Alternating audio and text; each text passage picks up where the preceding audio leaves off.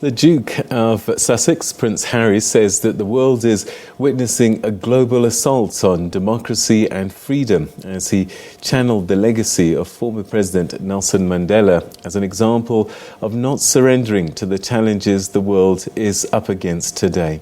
Delivering a heartfelt keynote speech at the United Nations General Assembly's commemoration of Nelson Mandela International Day, the Duke also addressed some of the world's most pressing concerns, from the COVID-19 pandemic to food insecurity and climate change, as he urged leaders of the world to lead. It is an honour to join you all on Nelson Mandela International Day. Having spent time with many of Mandela's family members over the years, I speak to you today with humility, mindful of how much the man they loved means to so many. Those of us not fortunate enough to know Mandela well have come to understand the man through his legacy. The letters he wrote alone in his prison cell, the speeches he delivered to his people, and those incredible shirts that he sported. We've also come to know him through the photographs of a person who, even when confronting unimaginable cruelty and injustice, almost always had a smile on his face. For me, there's one photo in particular that stands out. On my wall and in my heart every day is an image of my mother and Mandela meeting in Cape Town in 1997. The photo was presented to me by the late Archbishop Desmond Tutu, whose friendship and inspiration were their own treasured gift. My wife and I had the honour of introducing our 4-month-old son to him back in 2019. But when I first looked at the photo, straight away what jumped out was the joy on my mother's face, the playfulness, cheekiness even, the pure delight to be in communion with another soul so committed to serving humanity. And then I looked at Mandela. Here was a man with the weight of the world on his shoulders, asked to heal his country from the wreckage of its past and transform it for the future. A man who had endured the very worst of humanity, vicious racism, and state-sponsored brutality.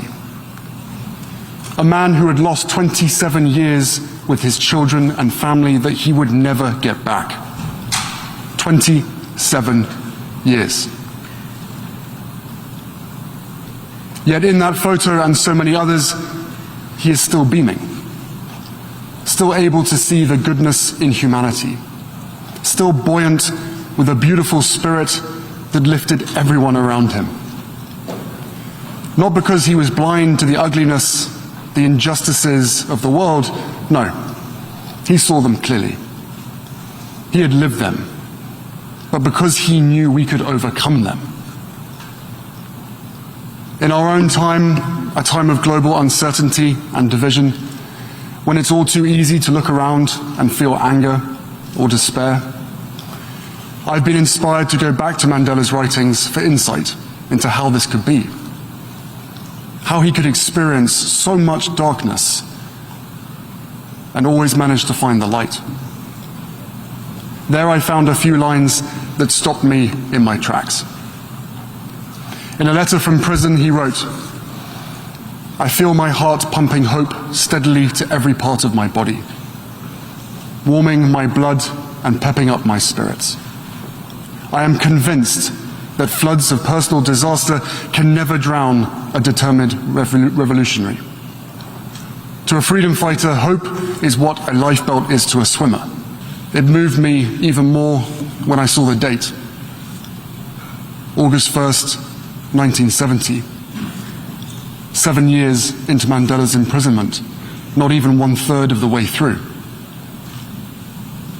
In those circumstances, how many of us would have lost hope and let our lifebelts slip away? How many of us would have been broken by a system designed to do exactly that? And let's be honest, how many of us are in danger of losing those lifebelts right now? How many of us feel battered, helpless in the face of the seemingly endless stream of disasters and devastation? I understand. This has been a painful year in a painful decade. We're living through a pandemic that continues to ravage communities in every corner of the globe. Climate change wreaking havoc on our planet, with the most vulnerable suffering most of all. The few weaponizing lies and disinformation at the expense of the many. And from the horrific war in Ukraine to the rolling back of constitutional rights here in the United States, we are witnessing a global assault on democracy and freedom, the cause of Mandela's life. According to Freedom House, our world has grown less free every year for more than a decade and a half. As so often happens in history, the consequences of decisions made by some of the most powerful people in some of the wealthiest countries are being felt even more deeply across the continent of Africa. The pandemic, the war, and inflation have left Africa mired in a fuel and food crisis, the likes of which we have not seen in decades. Worse still, this comes at a time when the Horn of Africa is enduring the longest drought it's faced in close to half a century. And what is happening in Africa is not an isolated event. The drought there is a reflection of extreme weather we are seeing across the globe. As we sit here today, our world is on fire, again. And these historic weather events are no longer historic. More and more, they are part of our daily lives. And this crisis will only grow worse unless our leaders lead. Unless the countries represented by the seats in this hallowed hall make the decisions, the daring, transformative decisions that our world needs to save humanity. These decisions may not fit with the agendas of every political party. They may invite resistance from powerful interests. But the right thing to do is not up for debate. And neither is the science. The only question is whether we will be brave enough and wise enough to do what is necessary. So yes, this is a pivotal moment. A moment where multiple converging crises have given way to an endless string of injustices. A moment where ordinary people around the world are experiencing extraordinary pain. And in this moment, we have a choice to make. We can grow apathetic, succumb to anger, or yield to despair, surrendering to the gravity of what we're up against. Or we can do what Mandela did, every single day inside that 7 by 9 foot prison cell on Robben Island, and every day outside of it too. We can find meaning and purpose in the struggle. We can wear our principles as armor. Heed the advice Mandela once gave his son to never give up the battle even in the darkest hour, and find hope where we have the courage to seek it. Since I first visited Africa at 13 years old, I've always found hope on the continent. In fact, for most of my life, it has been my lifeline, a place where I have found peace and healing time and time again. It's where I felt closest to my mother and sought solace after she died, and where I knew I had found a soulmate in my wife. And it's where so much of my work is why my work is based there. Because despite continued hardship, there are people across Africa who embody Mandela's spirit and ideals, building on the progress he helped make possible. I see it in the communities fighting to save the Okavango Delta, defying the odds to protect their home and its biodiversity from big oil companies. I see it in the young girls who are forced out of school and into marriage in northern Nigeria, speaking out today so others may get a fuller chance to thrive tomorrow. I see it in the young entrepreneurs I met in Johannesburg, using their energy and creativity to launch businesses that serve their communities. I see it in World Central Kitchen, a partner of the Archwell Foundation, and their volunteers in Ukraine and around the world, fighting food insecurity one meal at a time. I see it in the vulnerable children of Lesotho and Botswana, orphaned by HIV, striving for a better future, which we support through our organization, Centibali. I see it in the newest generation of activists for equality and justice, who are mobilizing people of all ages and races, all faiths and walks of life, to lace up their shoes and join the march.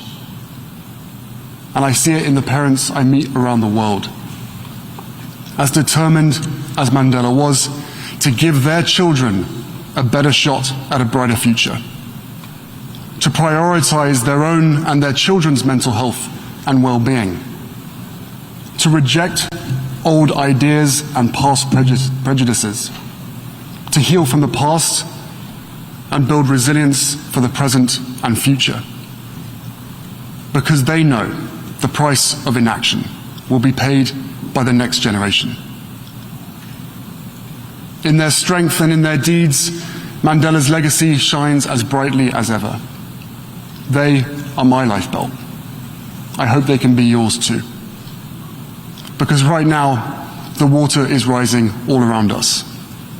In some places, quite literally. So it's more important than ever that we seek a purpose greater than ourselves and get to work. After all, Mandela was not only a man of conscience, he was a man of action. He organized millions, inspired billions, joined hands not only with those who loved him, but those who had once jailed him, to build a better future for all. What Mandela understood was that true legacy transcends one's own needs and the passage of time. It defies the moment. Its relevance never ceases. Legacy does not belong to the self.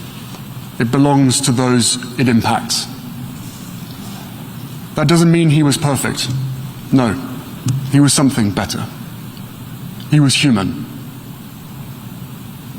As he wrote in his autobiography, I have made missteps along the way, but I have discovered the secret that after climbing a great hill, one only finds that there are many more hills to climb. I have taken a moment here to rest, to steal a view of the glorious vista that surrounds me, to look back on the distance I have come. But I can rest only for a moment, for with freedom comes responsibilities, and I dare not linger, for my long walk is not yet ended. It has been almost a decade now since Mandela's own walk on this earth finally reached its end. But what he taught us again and again is that it was never his walk alone. It was all of ours. It is all of ours. And what a beautiful gift, especially as a dad of 2 young children myself. The message that this world is meant to be shared. That the work of each generation is tied to those who came before and those who will come after us. That we have an obligation to give as much, if not more, than we take. And never shudder in the face of darkness, for hope is the fuel that courage requires. So on this Nelson Mandela International Day, as a new generation comes of age, a generation that did not witness Mandela's leadership for themselves, let's commit to remembering and celebrating his life and legacy every day, not just once a year. Let's talk with our children about what he stood for. Let's seek out what we have in common. Empower all people to reclaim our democracies and harness the light of Mandela's memory to illuminate the way forward. Because if we can summon our own courage just as he did, if we can see one another's humanity just as he did,